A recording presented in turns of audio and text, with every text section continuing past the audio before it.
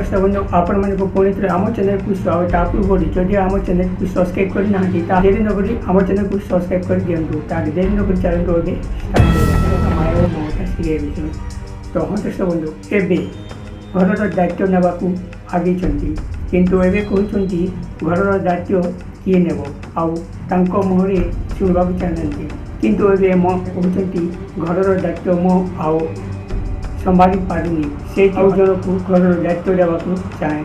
ତାପରେ ସେ ଭାବିଲେ, ଆଉ ସମସ୍ତଙ୍କ ମନରେ ଏଇଆ ଭାବନା କି ମାୟା କାହାକୁ ଘରର ଦାୟିତ୍ୱ ଦେବେ। ତାପରେ ଏତିକି ସମୟରେ ସିଧା ପଲ୍ଲବୀଙ୍କ ପାଖକୁ ଗଲେ, ଆଉ ମୁଁ ଆଉ ସମ୍ଭାଳି ପାରିବିନି, ଏ ଘରର ଚାବି ତୋତେ ଦେବି।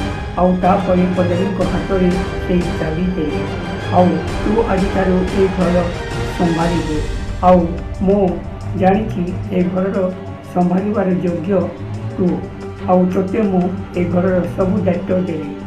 ତାପରେ ଏତିକି ସମୟରେ ରିମଝିମ୍ କହିଲେ, ନା ନା, ସିଏ ତ ଗୋଟିଏ IPS, ଆଉ ସେ ଏ ଘରର ବୋଝ ତାକୁ ଦେଇ ଆପଣ ଆଉ ବୋଝ ବୁଝେଇ ଦେଉଛନ୍ତି। ସେଇଥିପାଇଁ ମୁଁ ଭାବୁଥିଲି ଯଦି ଏ ଘରର ଦାୟିତ୍ୱ ମୋତେ ଦେଇଯିବ ତାହେଲେ ମୁଁ ଏ ଘରର ଦାୟିତ୍ୱ ମୁଁ ନେଇଯିବି। ତାପରେ ରିମଝିମ୍ ଏମିତି କହିଲି, ତ ମମତା କହିଲେ, ନା ରିମଝିମ୍, ତୁ ଏମିତି କାହିଁକି କହୁଛୁ? ଏ ଘରର ଦାୟିତ୍ୱ ପଲ୍ଲବୀ ନେବ। ଆଉ ପଲ୍ଲବୀ ତାପରେ ସିଏ କହିଲେ, ହଁ ମୁଁ ତ ବଡ଼ ବୋହୂ, ଆଉ ଏ ଘରର ଦାୟିତ୍ୱ ମୋତେ ଦେବାକୁ ପଡ଼ିଥାନ୍ତା, କିନ୍ତୁ ତୁମେ ମୋତେ ନ ଦେଇ ପଲ୍ଲବୀକି ଦେଉଛ।